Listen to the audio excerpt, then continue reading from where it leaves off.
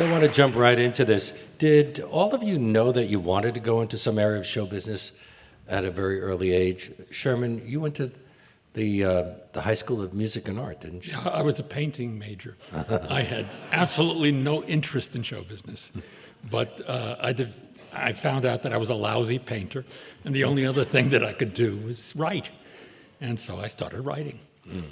And Sheldon, you began writing music while you were in high school as well? A little bit, but I thought that I wanted to be a violinist until too many people heard me play. And writing, what did happen when I was at Northwestern, I was contributing songs to the Student Review, the WAMU show. One of my classmates had a wonderful career in television under the name Charlotte Ray, and Charlotte was a good friend. And she, it was around 1947, 48, she had gone to New York over the Christmas holiday, and when she came back, she sought me out, and she said, "Sheldon, you have to hear this," and she loaned me her LP of Finian's Rainbow. So I listened to Finian's Rainbow, and I was just blown away both by Burton Lane's music, but particularly by Yip Harburg's lyrics. And I thought, my God, he is dealing with serious subjects, but in such a playful and such an entertaining way that he makes you listen and you enjoy it, even should you disagree with him. And right at that, when I heard that album, I thought, that's what I want to do. I want to be in the theater and I want to write lyrics. And didn't Yip Harburg kind of specialize in rainbows? Yes, he did. He did. I think he used that word more than any other lyricist who ever lived. Barbara, didn't you begin performing at the Elks Club and stuff like that when you were very young? I did. I can't remember when I didn't sing. I think I was born and breathed and sang, just. And it was nice that my family always enjoyed my singing. And so I learned very early on that my singing could bring pleasure to people, and I enjoyed doing it. But the idea of whether I would be a performer, although, I did, oh God, the first money I earned as a performer, I earned 50 cents, which was a big deal in those days. Listen, you could buy 10 loaves of bread, and 10 quarts of milk for 50 cents. It's true. And it was at one of our local movie houses, and I did a little military tap. And I didn't sing, I did a little tap dance, right? Little military tap. And I got 50 cents. But I'm telling you, listen, it was a big deal. Some of you might remember that. But when I got older and really thought about what do I want to do, finally, the reason I came to New York is I thought I'd be a fool if I didn't give it a shot. But you'd worked as a typist for 3 years after you left high school. When I first came here, yeah. And in Atlanta, I had a couple of office jobs, that I didn't do terribly well, to put it mildly. I turned out that I finally got to be the head file clerk at, it was called the NMRDO, Navy Material Redistribution and Disposal Office. Holy Hannah. And finally, you should see my desk now. It's papers like this. I'm terrible with papers. So I'm the head file clerk. You get the picture? So the whole shebang had to stop one day, and all these officers had to fix the files. I was terrible at that. But I could sing, and I just wasn't sure if the world would let me sing or not, And I'm not one of those people who understood her, what's the word? I can't think of the damn word. What I had to give. I didn't really get it. I didn't really get it. Some people do. Streisand, for instance, knew immediately what she had to offer. And she saw herself as a business person and as a commodity. And it's taken me, I do now see myself as a commodity, but it took me a long time to get there. You were defined to some degree by the long work time you to did. get there. And I feel so incredibly grateful that I was given the talent to sing. and to sing the way I do, and to still be doing it. My God, you know. It's just, And I'm just about to go off next week to do a couple of dates in Florida, and then the week after that, a couple of weeks after that, I'm going to California. So I'm really, I work just as much as I ever have, and my back is not happy about it, but all the rest of me is. and what about you, Joel? Weren't you born into a show business family? Oh, My yeah. dad was a musician in Cleveland, Ohio, and his name was Mickey Katz. Now, was Cleveland a good place for somebody who sang songs with a lot of Yiddish in them? No. There was nothing like that when he began. He was a clarinetist and a saxophone player, and I think he supported his entire family, 3 brothers and a sister, during the Depression by being able to play the clarinet. He was really a wonderful player, and he thought he was going to be Artie Shaw or something like that. Those were his great heroes, and so he was a band man, and he did one-nighters, and he went very, very long distances to make a living. And I didn't think that I ever wanted to play an instrument. But you started they gave performing me- very young. But they gave me piano lessons, and I couldn't do it at all. And I wished I'd listened. But I knew that I wanted to do something. And so my mother took me to a theater called the Cleveland Playhouse. And I was auditioned, and it was a great place. I mean, it was one of the best regional theaters in the country. And I was little. I mean, little. And I went to this audition, and the director, it was a play called On Borrowed Time, and the director came out to see me, and he looked at me, and I was wearing high-top boots and a Mackinac, it was very cold in Cleveland, and a Daniel Boone hat. So he left immediately, didn't discuss it with me, and he went up to his wife, who was the prima actress in the company, and she said, "Paxton, you got to come and see this." And they gave me this part in which I heard an audience laugh, and I fell out of a tree and broke my back, and I died, and I heard the audience cry, and then there was an epilogue when we came back to life. I was hooked. And then you moved to Los Angeles, right? You went to high school in Los Angeles?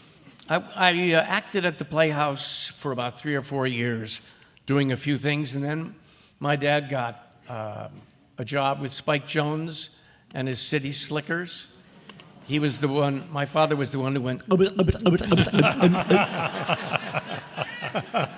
it's my father. And so we went to California, and all of a sudden I had no career at all. There was no place to do it. No roles, nobody, there was no theater. And I was pretty sad because I found a world and a life and a calling in the legitimate theater. And that's all I ever wanted. And I finally, when I graduated, I came to New York by myself and saw every show. I saw Lee Cobb in Death of a Salesman. I saw Barbara Cook in Candide. And I just could never get enough theater, ballet, art. This city became my life. And I must say, it still is. Barack Obama was inaugurated again today, and he didn't mention the arts. I guess some Democrats in the audience. Should we be surprised that he didn't mention the arts? I don't think it's ever come up in an inaugural speech. But I wonder, because you've all had long, distinguished careers, have you been happy with government support for the arts over the course of your careers? Well, I don't think there's enough government support. I mean, we happen to live in a country that looks, we're the stepchildren, the arts, and we're on our own, more or less. Even though the arts generate an awful lot of money in this Tremendous amount of money. Look at New York City. I mean, the arts are one of the great factors in keeping the city going. Broadway theater. In other countries, there is a lot more support. Sure. Do you think in Great Britain there is? Do you, and in the Scandinavian countries, do you think that things would be better if the government got involved? Because it did during the 30s, and some people look back on that as a mixed bag. I don't know how big a bag it was. There a lot of great things came out of that. No, I think we need government support. Sure. All the regional theaters, and in the main, I have been working in regional theaters. They're all struggling to stay alive. And it would be very helpful if there were subsidies. Sometimes there are state subsidies. I wonder how we'll get it today, because the Republicans want to undo everything that Roosevelt gave us. And I mean, if they don't want to give us Social Security, they don't want to give us workman's compensation, all that stuff. If they don't want to do that, how the hell are we going to get them to support the arts? I don't think we can. I really don't think we can. This is going to be something that has to come from the people themselves. And who knows? Perhaps it will. Well, maybe we really do have this new country that they're talking about in the last few months. I don't know. Well, I hope we are, but I'm not so sure. Well, Sheldon, I know if I were a rich man, I'd probably be less worried about my taxes than I do as a member of the middle class. That sounds like a cue. Blah, blah, blah, blah, blah, blah, blah. Do you have any thoughts on this? No, I agree with everything that Sherman said. I don't think there's nearly enough. I love serious music, for instance, and it's very painful to see the trouble that major symphony orchestras all across the country, some of them going so far as to go out of business. And one wishes that the government were more interested in that aspect, in all aspects And of dance the arts. companies as well. Yeah, and dance companies, sure. I mean, it's kind of shameful that we have to depend upon the Koch brothers to have a ballet theater or to have a wing of the Metropolitan. They're doing the front of the Met now. Yeah. I don't know if I can go to that museum anymore. Because it's going to be called the David H. Koch entryway or whatever. Well, since you're all still active in the business, do you use Medicare to pay for any of your medical bills? Sure. Our unions are quite good. Yeah. You know, SAG and AFTRA, which are now one union. I think we shouldn't get into this subject. You know, we're all octogenarians up here. Yeah. We don't want to start talking about Medicare, do we? I've been very careful not to get ill.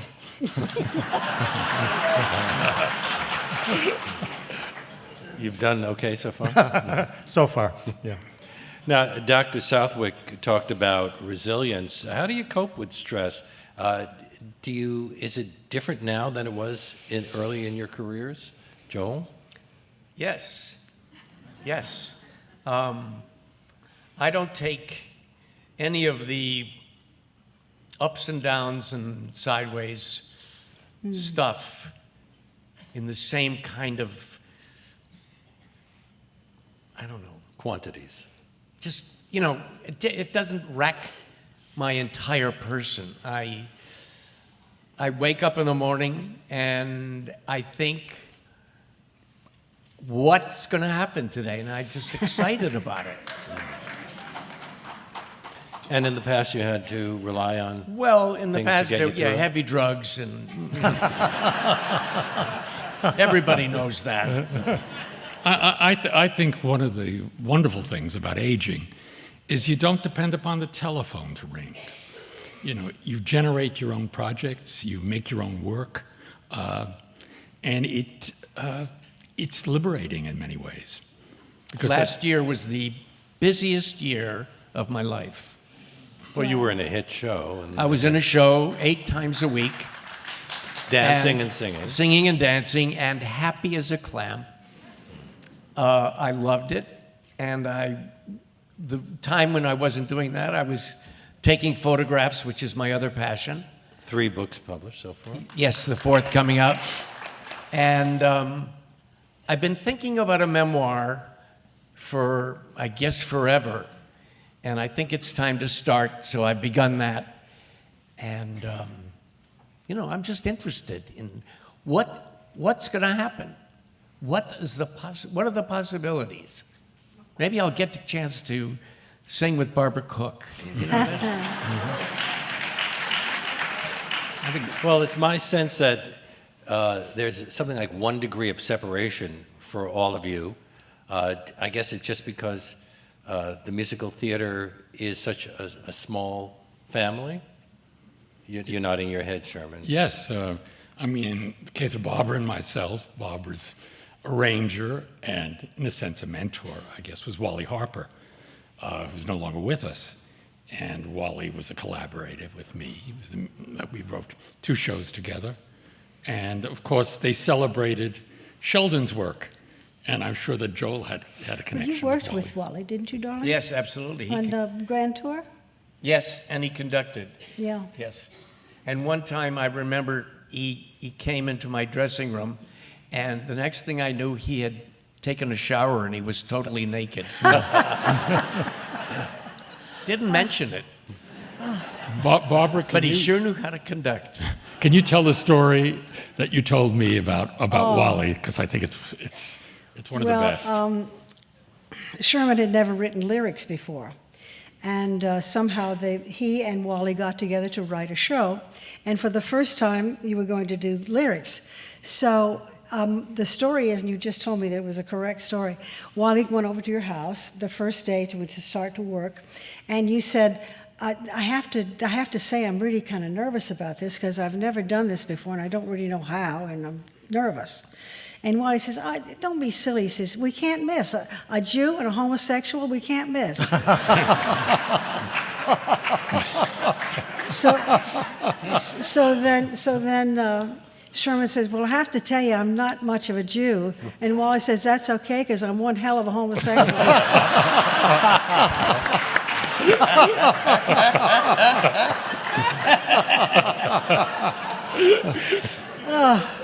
That's a good one. Sheldon, Barbara, of course, was... He was a funny guy. I'm still back on the stress. I was thinking, I think this is probably true of all of us, that when we were very young, when we were starting out, we were much more susceptible to disappointment.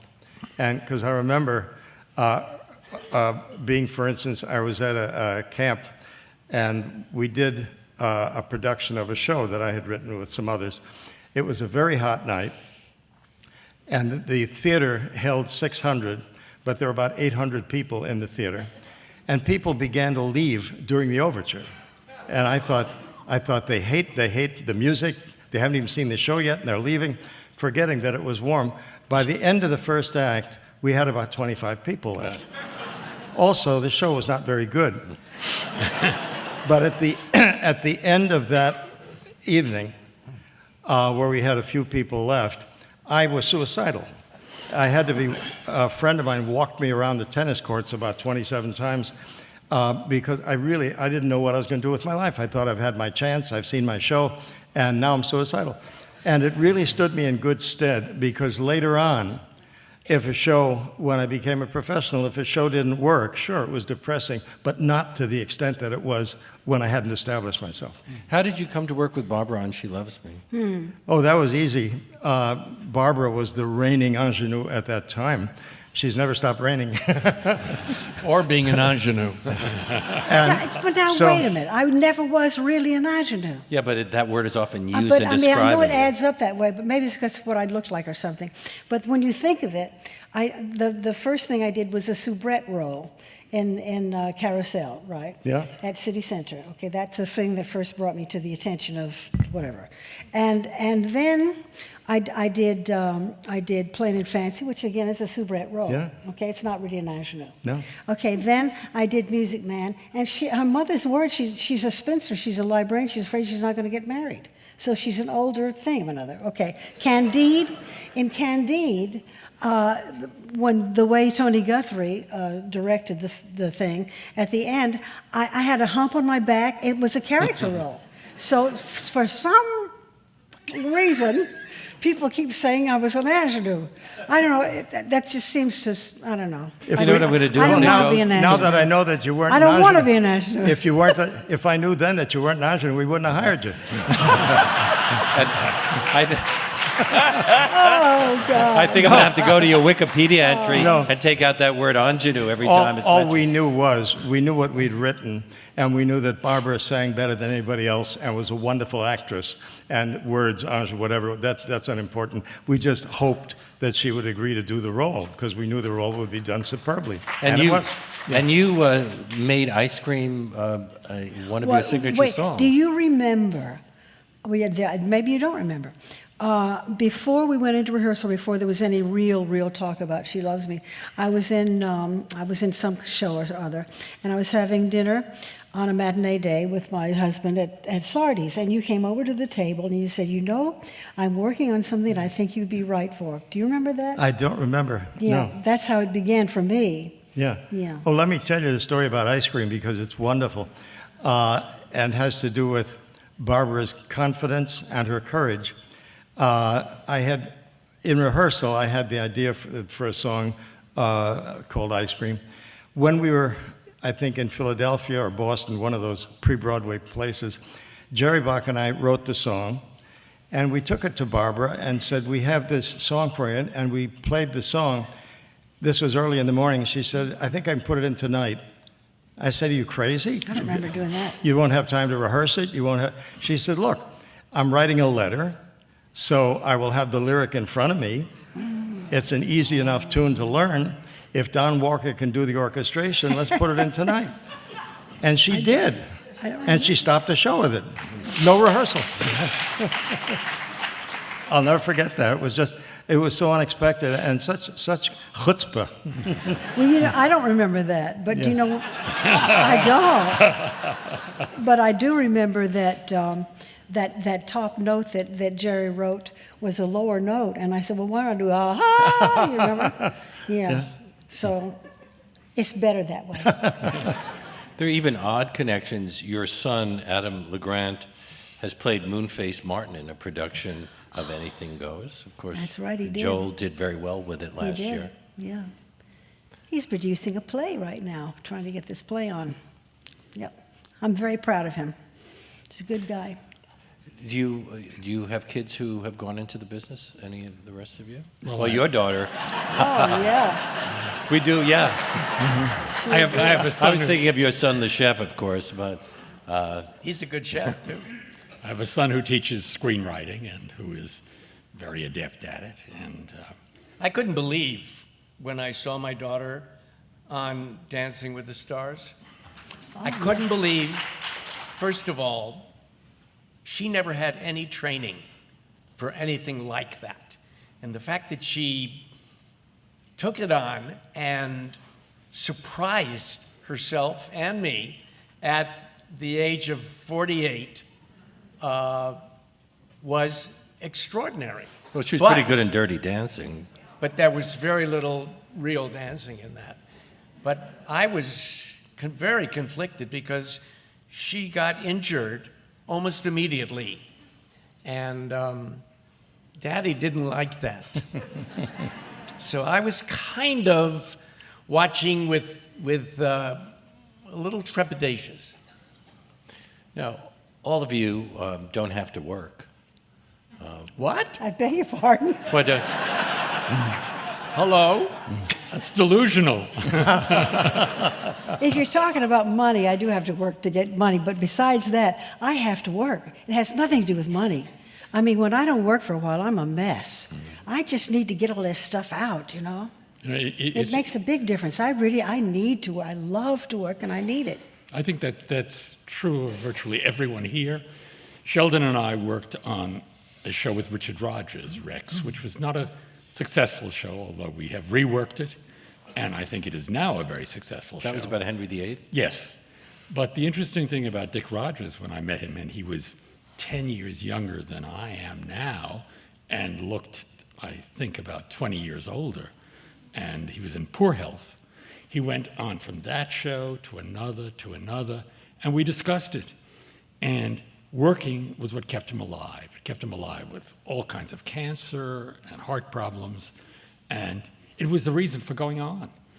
And it was an extraordinary thing. Just before we did Rex, he had a laryngectomy. He had cancer of the larynx. And as Sherman said, when we started rehearsals, he looked like he was about 110. But during rehearsals, it was gorgeous to see the way he was rejuvenated just from work. And you thought, that's what this man is. He's his work. It was beautiful. Wow. But I think to a great degree, if we're honest about it, most of us define our lives to some degree by our work. Our work is inseparable from who we are. And Joel, you've added photography. It's as if you didn't have enough things to do. You mentioned your fourth book of photography. Yes, but I just did that for my own pleasure, and I think one of the Did you reasons... bring cameras along when you were working? Yes, I always had a camera forever, ever and ever, and I collected great black and white photography, but I never thought of myself as such. But I've come to love it because I think it's the only thing I've ever done that my mother had nothing to do with. Mama Rose. I have to interpolate at this point. People have asked me quite often whether I consider myself a poet, and I don't. Although lyrics are a branch of poetry, but I'm not a poet. However, about 3 years ago, my wife, who had switched from painting to photography, my wife showed me several hundred photographs she'd taken, and I was just dazzled. I thought, they're brilliant. And we called a literary agent and asked, is there a book in this? And she said, yeah, I think there is. And then I had an idea. I thought, maybe it will help if we divide the photographs into categories and I introduce each one with a poem. So late in life, I was then, 85, I started writing poetry. And the book was published earlier this year. It's called The Outdoor Museum, and I have 11 poems in it. There are 90 of my wife's photographs and 11 of my poems. And And it's a great book. It's beautiful. And I gave it a rave on the Huffington Post because I don't know him. But I guess that means you're always looking for new challenges. I don't know that we're always looking, but I know for me, if somebody asks me to do something that I've never done, it's always very tempting. I'll weigh it very carefully to get into something new and to see what other areas of myself I haven't explored. It's very exciting.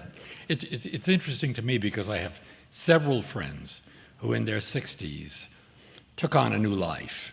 A guy who's an insurance guy becomes a sculptor, a film director, becomes a painter.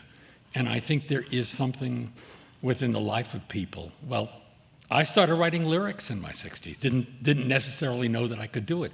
And yet it was so energizing, so terrific to start something new. Well, wasn't it a logical extension, writing the book and then going into the lyrics? Because you can use Well, if the lyrics as a way of... if you've worked with Sheldon Harnick, it's a little intimidating.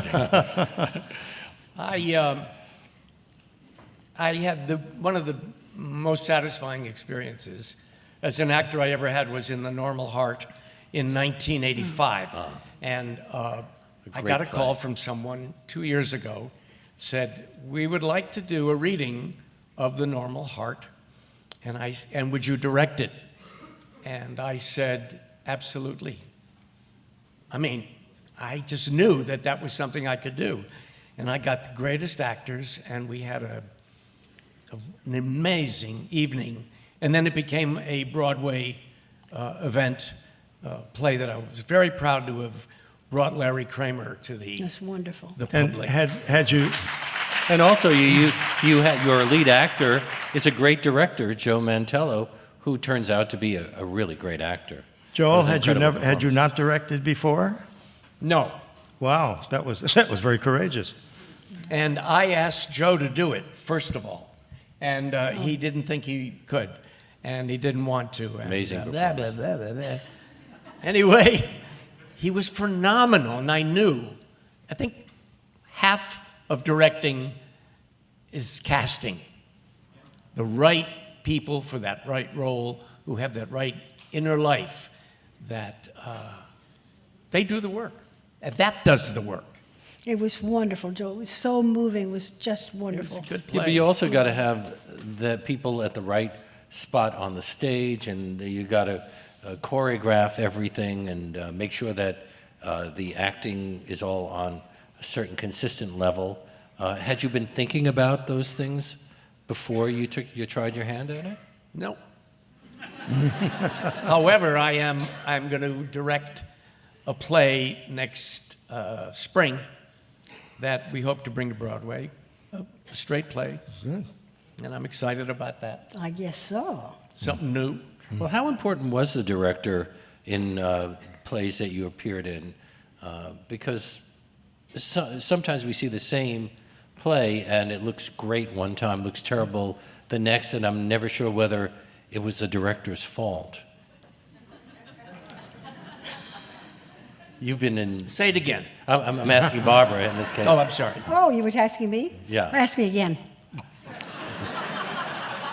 How important is the director to the quality of the performance? Well, you know, of course, directors have very different ways of doing it. And I like to work with somebody, used to, I don't do theater anymore, and I don't think I want to do theater now. But I like somebody who allows you to explore, who doesn't decide at home what it's going to be like and put you into his idea. But so that everybody is exploring and finding what's there and seeing what, you know, I think some directors don't do it that way, and they're quite good at it because they have this very good idea of what they want to do. They're so good at that. But you never know. You'll never know what they missed if you don't have that period of discovery. And some directors don't do that. Well, let me ask you, Sheldon, because you write the play, and then what comes first, choosing the director or the cast? Ordinarily, the director comes later after you've got the work, and then you look at the work and think which director would be right for this work. But in my opinion, a director is vital. I have seen my own work ruined by directors. We had an experience years ago. I wrote a show with a composer named David Baker and a book writer named Ira Wallach. It had a provocative title, Smiling the Boy Fell Dead. And I saw it. it was to be done off Broadway. And we had the director who was the choice at that time. He had directed The Fantastics. His name was Wirt Baker. We started rehearsal, and the first day he had the cast improvise, and it was exhilarating. And the second day he had the cast improvise, and the third day he had the cast improvise, and the fourth day our producer said, "Wirt, what's going on?" And he said, "I think I'm having a nervous breakdown. I cannot function." Wow. So he left. And we hired a director quickly, and under those circumstances, the director said, "I must have total control." So we gave him total control. And then over the period of the rehearsal, we watched the show just go downhill. The director had no idea what the show was about. It just got worse and worse and worse. We had a very small, short run, and I just watched a director who had total control ruin a show. It can happen. Well, when they revive something that you've done that's been a hit, do you see, are you interested in how different it turns out the next time? Yeah, one always assumes that a new director will find new values, will do new things, and that's one of the exciting things about a revival. But I've had shows that were revived successfully and shows that were not revived successfully because, in my opinion, of the director. So you have to be very, very careful. Can I give you my card? Of course, of course. Does it recommend directors? Oh, He's looking for more directing. how strange! I didn't know. No, and I think that's one of the things that we look at when we go to see shows, to take note of what the director has done and to think to ourselves, would we like to work with that man? Well, I've been working.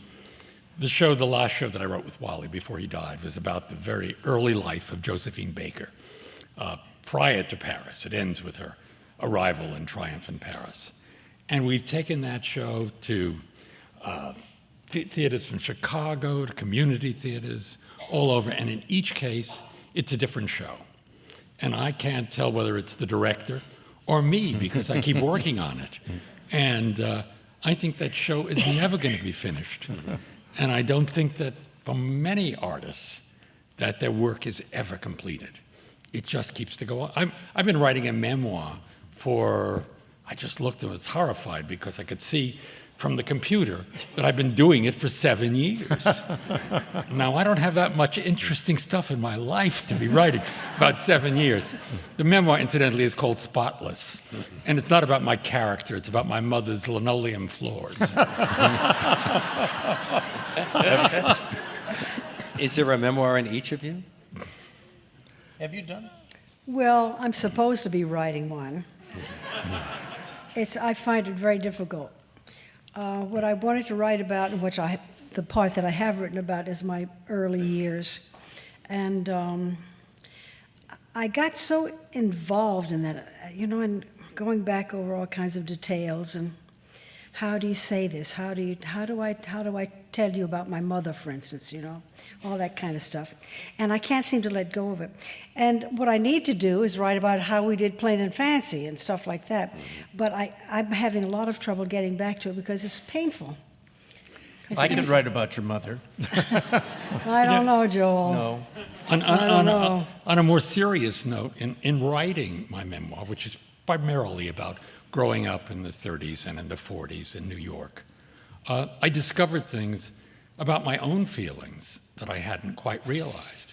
For example, I had a very contentious relationship with my father, and I really understood after a while that I truly loved him, which was very strange to me.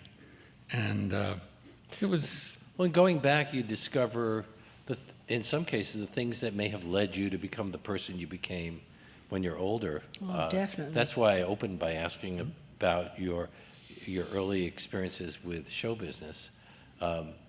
When you look back, Sheldon, when you look back at your early years, do you see clues as to how you developed as an artist? Yeah, I can see.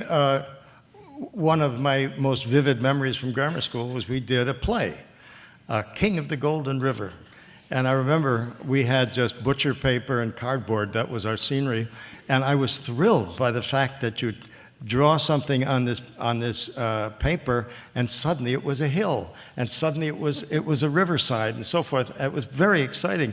And when I look back, I thought, that's a clue to where I was going, but I didn't know it at that time. Are you writing memoir? I started one, and then I had to leave it for about 2 years. When I looked at it, I thought, this is awful.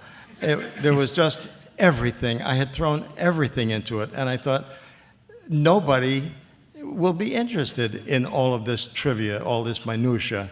So I stopped it, and I thought, I do want to write. I have some interesting stories to tell, but the book that I want to write will be, if it had a title, it would be The Making of a Theater Lyricist. And as you say, it's like writing about the shows you've been in. It would be about how I became a professional lyricist, and along the way, there will be incidents from my life, but it would be something, I think, that something I can pass on to others who might want to know what I've learned. And Joel, you have a story to tell. Mm-hmm. I do. And I think that my story was so full of struggle and, beating certain odds, the expectations that my mother and my family had were counterproductive for the longest time, and I had to succeed with those demons. And I I just realized recently, as a matter of fact, which is why I think I'm ready to write it, is that she was just being herself. It wasn't about that she didn't give me or take care of me or watch out for my feelings. She was doing the best she could. It is interesting that here you are, all octogenarians, and you're still grappling with your father, your mother's. Absolutely. We're forever children. That's what psychoanalysis was all about. One of the reasons I wanted to write this book, and I have to finish this book, I have to do it, and I will. But one of the reasons, for ages people talk to me about doing some sort of memoir, and I say, oh, who the hell cares? I mean, who wants to know? And I thought nobody would care. And then people have convinced me that they would, and I'm still not quite sure of that. Well, your story is partly the story of but American here's musical theater. The thing, though, I went through a really difficult time with alcohol, and in effect, my life was over. If I hadn't been able to stop drinking somehow, I'm sure I'd be dead. Forget a second career. I wouldn't be here. And it was, I don't know, it was pretty bad. So if I tell people about that, maybe there'll be somebody who reads the book who thinks their life is over and who might say, well, if she did it, maybe I could do it too. I don't know.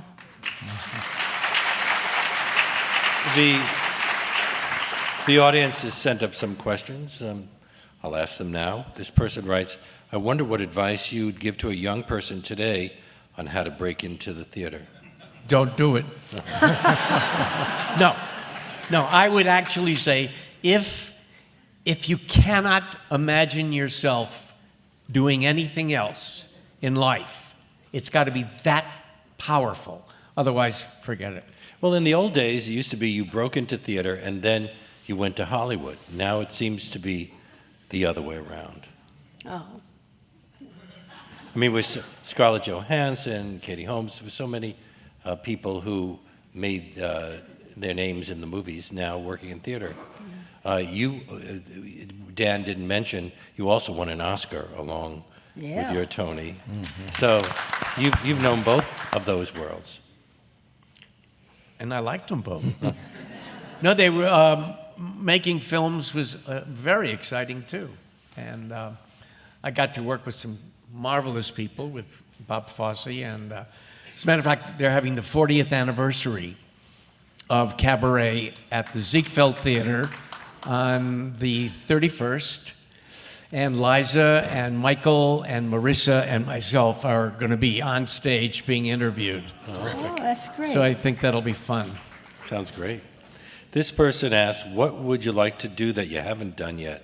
What have you done that you're sorry you got to do? Well, the thing that I'm sorry about is that I smoked. And there was a period when it was 3 packs a day for entirely too long a time. And the result is that now I have a slight lung problem. I went to a lung specialist, and if I'm not careful, by the time I'm 115, I'm going to be in real trouble. You may have emphysema then. So, no, but seriously, I wished that I had not smoked. Yeah, I feel the same way. So do I. I'm just sorry that when my singing and so much was at its peak and I was not employable. That really kills me, and I keep trying to get over it. My son is very, wise.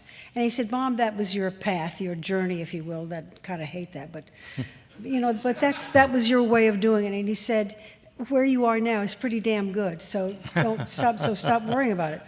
But when I think of what I might have done, it makes me crazy. Crazier than I already am.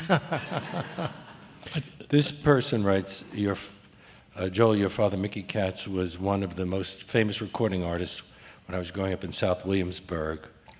Everybody I knew had 45s of David Crockett, King of Delancey Street. How much is that pickle in the window? She'll be coming around. She just died, you know. Patty Page. Yes. How much is that pickle in the window? Yeah. So, when did that happen? You said your father wanted to be Artie It came Shaw. out of Spike Jones. He was doing all those crazy things with him, and one day he was in the studio, and he was always very clever with writing Yiddish parodies. And he started to read it to one of the musicians, and it seems that a fellow was in the control room who didn't understand a word of Yiddish. And my father was singing, Oi geb mir heim, mit der Weibel schein, wo die Schiebs und die Ziegelach laufen. Oi geb mir a Häus, mit gesunde Cowboys. Anyway, that was what he was doing. And the guy in the booth said, let's record it. And the next thing he knew, he had a made, I career. think, 4 albums. And they were very funny. With klezmer, a klezmer break in Yeah, he in the middle of every one of them. klezmer clarinetist. This person writes, what has been your constant in a business that can be so fickle? Would you read that again? What? What has been your constant in a business that can be so fickle? Are there certain things that have, I guess, this person is asking, are there certain things that allowed you to keep on going even when things got rough? Well, I've been very fortunate in my family. I've had a wife who we're going to be married 60 years and who I adore. And I have 2 terrific sons, and they have been a constant. Also, the fact that I just love working. I love it. I loved it even when I discovered, say, about 10, 15 years ago that my career in television was over. And it was because the ageism in television is incredible. You should talk about some of the things you did in television. It was Yeah, a wonderful career. Wrote the Adams Chronicles and Early Frost. But even earlier, you did all of that live television in the old days, There with is the one golden age. One wonderful live. I did a Studio One, and I wrote that with Peter Stone, who is no longer with us, but was a terrific writer. And it was a Civil War drama, and it had 2 actors in it. One of them you've never heard of, Gerald Saraceni, and the other was Jack Lord, who went on to fame in Hawaii Five-0. This was about 2 guys who were guarding a Confederate soldier. And the idea is that one of them wanted to really kill this soldier because he wanted to go out and get laid that night. It was the night before battle. And at the end of the piece, it was supposed to be that the young guy who does it, and he does kill the soldier, the Confederate prisoner he has, breaks down. And he understands the consequences of what he has done. Well, this is live television.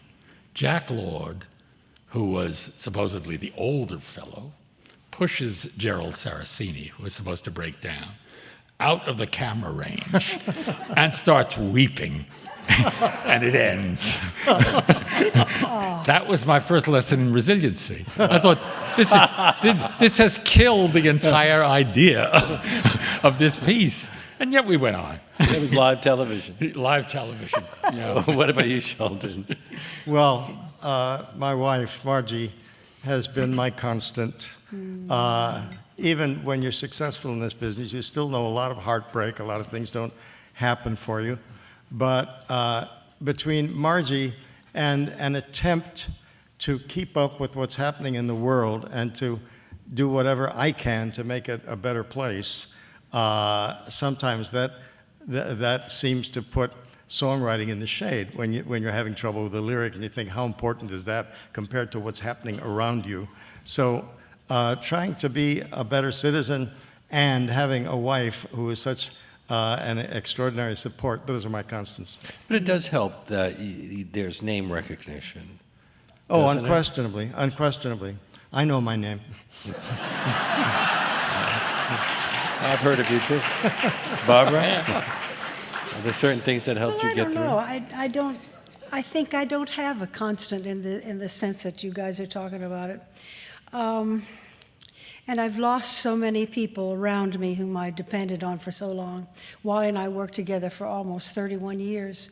And pretty soon after that, my manager, whom I adored, I worked with him for 28 years, died. So I've had a lot of losses. And the constant, I don't know, I guess the only constant is I'm just going to keep doing it. But that is I a just have problem this about getting desire old. to, the idea of retiring. I retire to do what? Knit? Knitting is nice, but that doesn't do for me what singing does. Barbara, I've seen your knitting. Don't retire.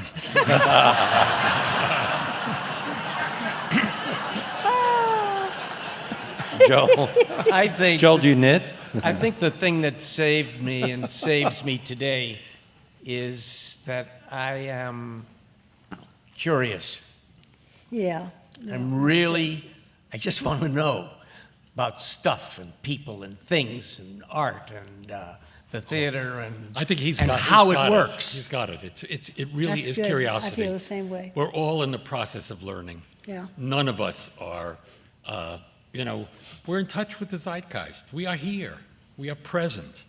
And it's interesting because I think that the discussion tonight is about age, and that age is the last closet. People are so afraid of growing older. Well, there are people who are unfortunate in age, and yet there are so many who aren't, who have continued to do the work they love, and it is not a curse. We're lucky. We're lucky. Oh, man. We are My lucky. aunt, I have to tell you, because she would be very happy if I would discuss it. My aunt is 101 years old, Yeah. and she writes beautifully. Her handwriting is fantastic. She reads every day. She was taking care of herself till she was 99 in a duplex apartment, cooking for herself. I mean, she had her kids came and paid attention, and she's now in a home and very happy. And when it was my 80th birthday, she sent a message to me saying, "Congratulations and welcome. See if you can beat me." I just realized that another constant in my life, and I suspect in all your lives, when you mention curiosity, a constant is that the world is filled with so many extraordinary things, beautiful things, and we don't have time to pay attention to them, to see them all, to read them all, and to enjoy them all. And that's a constant, to try and get as much of that done as possible. All of us are blessed by living here in New York. I mean, this is the most. I don't. Yes. The very idea. I've done theater in Florida, and I feel so sorry for those people. I really do. It is. The Attorney General of Texas ran an ad on the internet inviting all law-abiding gun owners to come to Texas where they can find jobs, and I thought, that's a very good idea. I wish they would all No, but the range of and then things leave that are New York open to the rest of us. Yeah. I mean, the things that are available to us here. We got that Metropolitan Museum. And the There's Frick. nothing, the Frick. There's nothing like it. You get a little depressed, just walk over to the Frick. Look Great at an opera exhibition. house, some of the greatest theater in the world. Yeah. It's Greatest just, dance companies. There's, This one is there's for you, Barbara. no way that you can see everything and do everything in New York. And there's just so much to see and to do all the time. We are blessed. It's a We great really are. place. I love it. Yeah. This I one's for think you, I love Barbara. it more as I get older, too. Yeah. What do you do to keep your voice in such great condition? Oh, God, I don't know. People ask me that all the time, I think it's genes. That and I was given a really good, works for me, technique in, 1973? No, it can't be right. 1953, what am I saying? Yeah, I think that's when I began working with Robert Coben, who died really quite early, unfortunately. But I studied with him for about 10 years. And it's really simple, something you can, no think pink stuff. It's solid. It's all based on physiology. Come to think of it, we know how sound is produced. Why is there all this big deal about, you do this, you tighten your buttocks, you do whatever the hell you do, when we know how it works. And all you do is you try to get out of the way and let it work.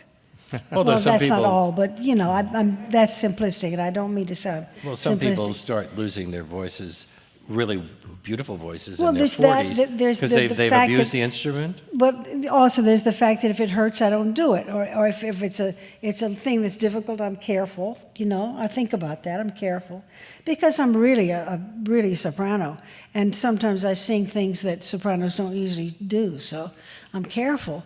There's that, and I really think it's just genes. I mean, here I am, 85. I'm in reasonably good health. My back is bad, but who gives a crap? You know what I mean? But I'm fine. And God, it's such a gift. Wow. This person A writes, powerful gift. what is the best and worst aspect of sex in your 80s? What sex? There is no bad aspect. There is Oh, no God. sex. I gave it up. This one is addressed to Messrs. Yellen and Harnick. Can we expect a revival of the Rothschilds anytime soon? And may I star in it? Well, I'll pass this on to you the later. answer to the first half of that question is that there is a producer, Arnold Mittelman, who is in the process now of trying to organize a revival of it. And yes, you can star in it. Is that your next project? Is that because the next question is, what is your next project? My own project, I wrote a musical based on the Moliere play The Doctor in Spite of Himself, which will be done off-Broadway at the Classic Stage Company next season. Sherman?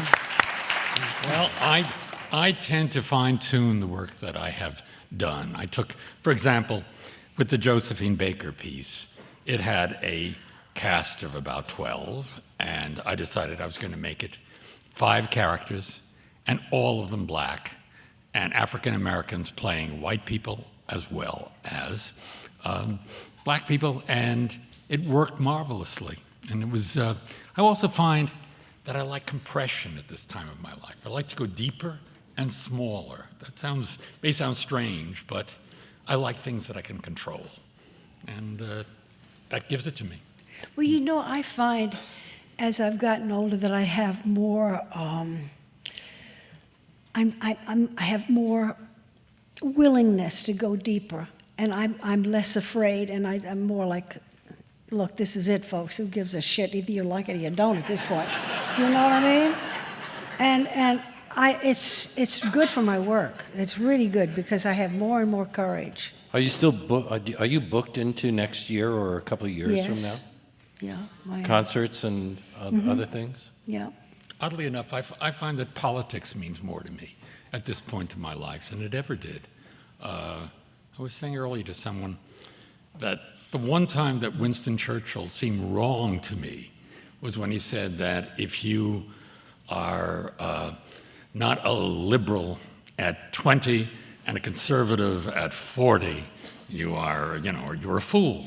And I find it's quite the other process. I've become more and more progressive as I've aged. I feel that we have to go out into that world, and there are kids and grandchildren, and there's an inheritance that we have to add to. And part of I'm delighted today that today is the day. I don't know when this is being shown or whatever, but we had the inaugural today, and I thought it was just marvelous. And Joel, what did you think of Beyonce's performance? Did you like all that melisma? Did you hear her sing the Star Spangled Banner? Oh, no. Oh. No, I didn't. So what was is your next? sleeping. You seem to have so many irons in the fire. What's your next project? Probably 2 or 3 things at the same time. I Are don't you know. directing another play? I'm planning, well, when you direct, I found out that you have to hire a scenic designer now for the spring, a costume designer, and start thinking about who the actors might be. And I have a pretty good idea. You're not going to tell us. No. Okay. Well, this has been so much fun, really. But just stay a little bit longer because You'll recall that Mayor Koch, who unfortunately is not with us tonight, was very miffed that he wasn't included in this entertainment panel because he was not deemed a qualified entertainer. Well, we're going to play a little clip from the 92nd Street Wise Gala of May 22nd, 2000, and you judge whether he was an entertainer. Mr. Kelly, can you show the tape?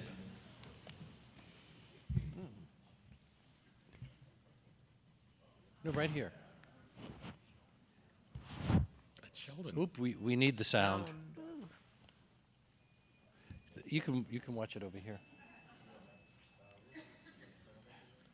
Oh, remember, I'd lost my voice that day.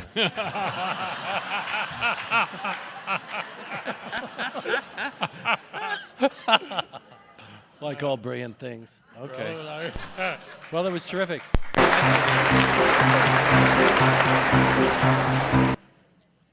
They got the sound now.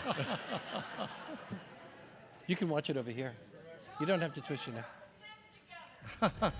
It is now my great pleasure to join with that star of radio and TV, Ed Koch, and the celebrated lyric tenor, Senator Alphonse D'Amato, in a rendition of Little Tin Box from Fiorello. Gentlemen.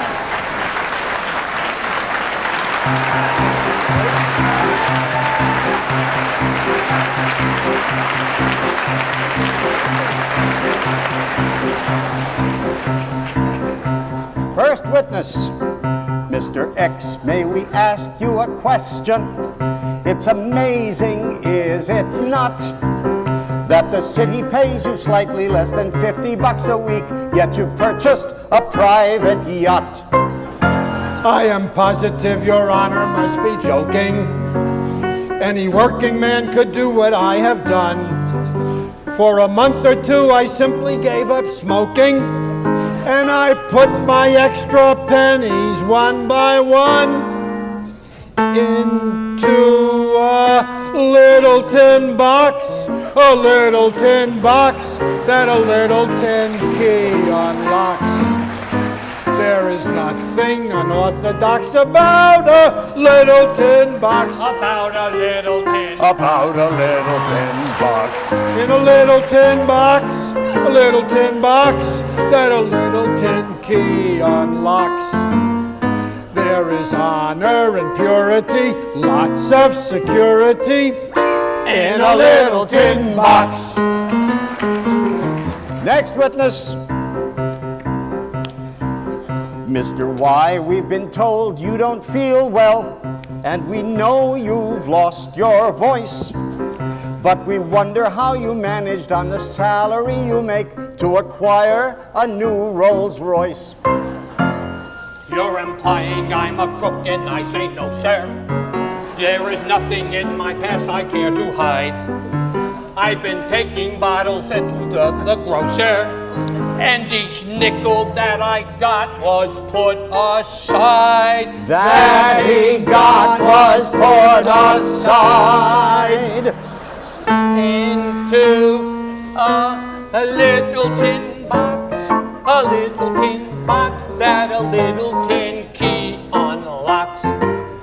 There is nothing unorthodox about a little tin box. About a little tin box. about a little tin And a little tin box, a little tin box that's a cushion for life's rude shocks. There is faith, hope, and charity, hard-won prosperity in a little tin box. Next witnesses, take the stand. Messer Z, you are junior officials, and your income's rather low. Yet you've kept a dozen women in the very best hotels. Would you kindly explain how so? I can see Your Honor doesn't pull his punches, and it looks a trifle fishy, I'll admit. But for one whole week I went without my lunches, and it mounted up, Your Honor, bit by bit. Of your honor, bit by bit. just a little tin box, a little tin box that a little tin key unlocks. There is nothing unorthodox about a little tin box, About a little tin about a little tin box, a little tin box, a little tin box, all a glitter with blue chip stocks. There is something delectable, almost respectable, in a little tin box, in a little tin box.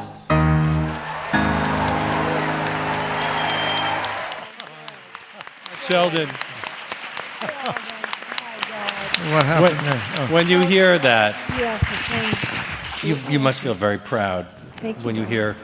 I don't mean that I am performance. proud. I mean listen those and I lyrics. think- no, I think, boy, I can sing in tune. You were the only one who was singing into him there.